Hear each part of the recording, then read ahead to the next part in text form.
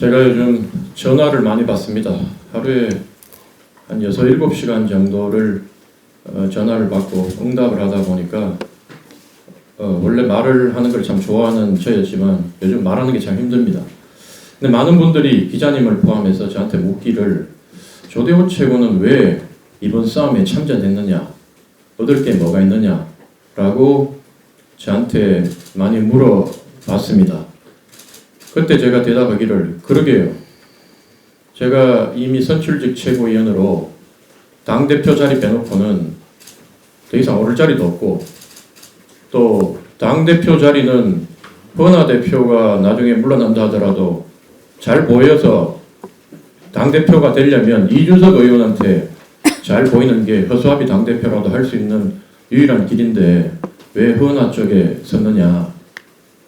저는 늘 정치를 올해가 21년 차인데 저는 좌파나 우파나 왼편이나 오른편에 서는 걸 지금까지 거부하고 늘 오른편, 바른 편에 서려고 늘 노력하며 살았던 것 같습니다.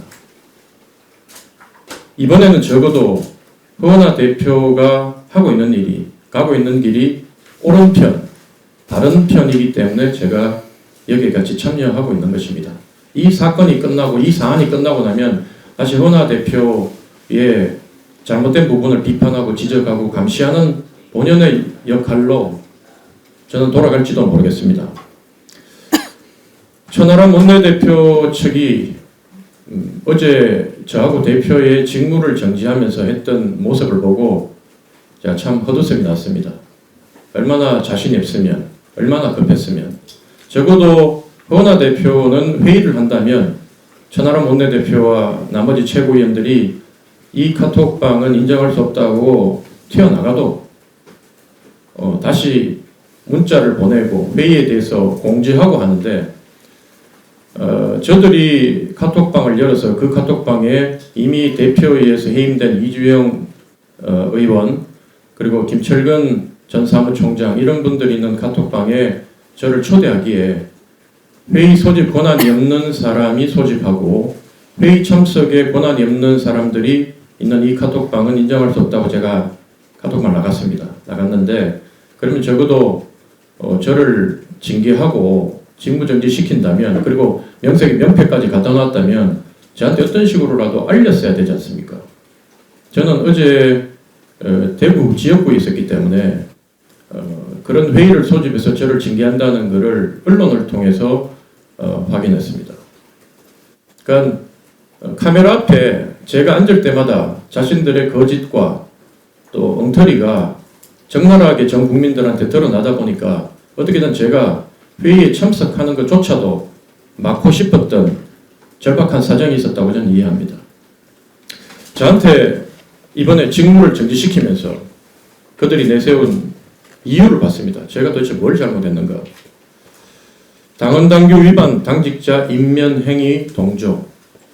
당헌당규에 분명히 정책위 의장, 지명직 최고위원 등은 대표가 최고위원들과 협의하에 임명할 수 있다고 되어 있습니다.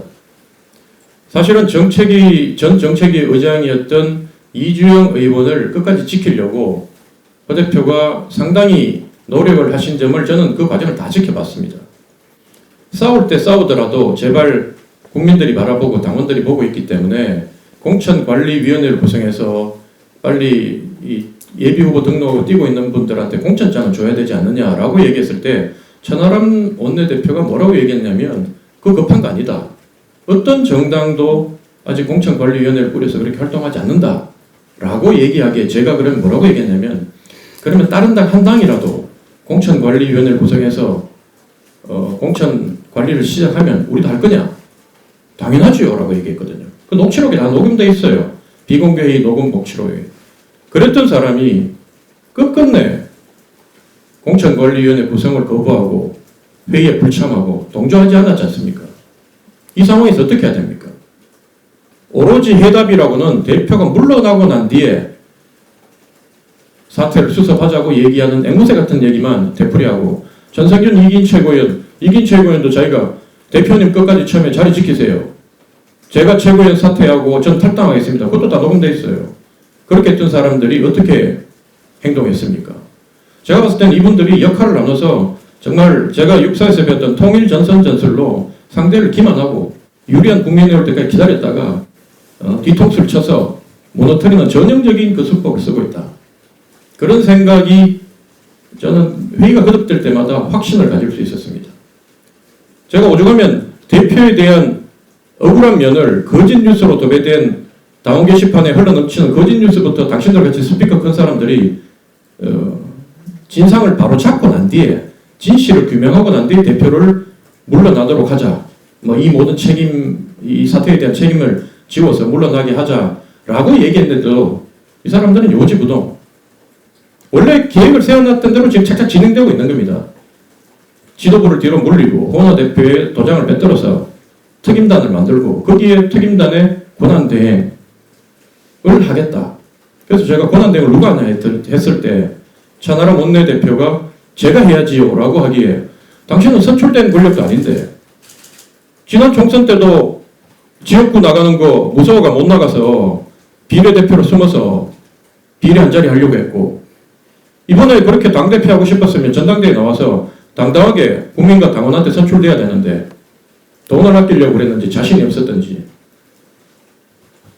뒤에 숨어서 출마도 하지 않고 있다가 이제 그 권력을 날로 먹으려고 하는 모습이 천하람 원내대표의 대중적 이미지와 제가 이 안에서 지난 몇 주간 경험하면서 봤던 모습은 정말 180도 다르구나. 오죽하면 제가 12월 19일 그 문제가 되는 녹취록이 밖으로 공개되면 당신은 정치 못한다고 얘기했겠습니까? 저한테 또 얘기하기를 직무정지 시킨 사유가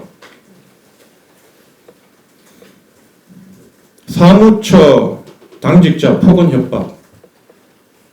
이 부분은 이미 경찰의 고발장이 접수되어 있기 때문에 다 밝혀질 사안이지만 제가 언제 사무처 직원한테 폭언 협박을 했습니까? 배임한 걸 배임했다 그랬고 공문서 위조한 걸 위조했다 그랬고 드루킹한 걸 드루킹 했다고 얘기했는데 그걸 어떤 용어로 다 잘 표현해야지 협박이 안 되고 폭언이 안 된단 말입니까? 범죄 혐의자들이 다수 구성되어 있기 때문에 노조위원장 위시해서 왜냐하면 노조위원장이 그걸 드루킹을 지시하는 걸 제가 그 녹취록 통해서 봤거든요. 그러면 그 부분에 대해서 사법기관을 통해서 누구의 말이 맞고 과연 그게 폭언인지 협박인지 아니면 도리어 무고를 한 건지 다 밝혀질 것이고 그 다음 특정 최고위원에 대한 허위사실 유포 이것도 사유로 적어놨는데 아마 이기인 최고위원의 직책 당비에 대한 얘기 같습니다. 이기인 최고위원 자신 있으면 페이스북에다가 조대원이 허위사실 유포했다고 쓰세요. 그렇게는 못 쓰잖아요. 왜? 자신이 없으니까. 그러니까 뭐 조대원 최고가 뭐 자기를 도와줘서 앞으로 출판사에서 돈을 인쇄를 앞으로 몇 달 동안은 다 자기 주변에 했다. 이런 내용 적지 조대원 최고가 거짓말했다 이런 말을 왜 못 적는 거 아닙니까?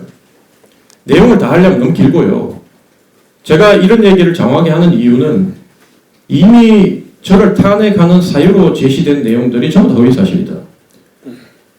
결국은 사법기관을 통해서 수사와 재판을 통해서 결과가 밝혀질 것이기 때문에 만약에 이런 부분들이 이분들이 얘기했던 내용들이 위법한 내용들이고 허위사실에 대한 저에 대한 명예훼손이었다면 이런 내용으로 전 국민에게 공표하고 당원들에게 조직적으로 집단 계획하에 문자를 보내서 수행했던 그 탄핵 사유 당원 소환은 과연 법적 정당성을 가질 수 있느냐 이 부분에 대해서 문제를 제기하고 있는 겁니다. 저는 아무리 어떤 어려움이 오더라도 여기서 모든 것을 잃더라도 국민께 약속하고 가족께 약속한 것을 지키기 위해서 저는 옳은 편, 바른 편에 서서 끝까지 싸울 것이라는 것을 여기 계신 동지 여러분과 국민들께 다시 한번 약속드리면서 오늘의 모든 발언을 마치도록 하겠습니다. 고맙습니다. 예, 다음은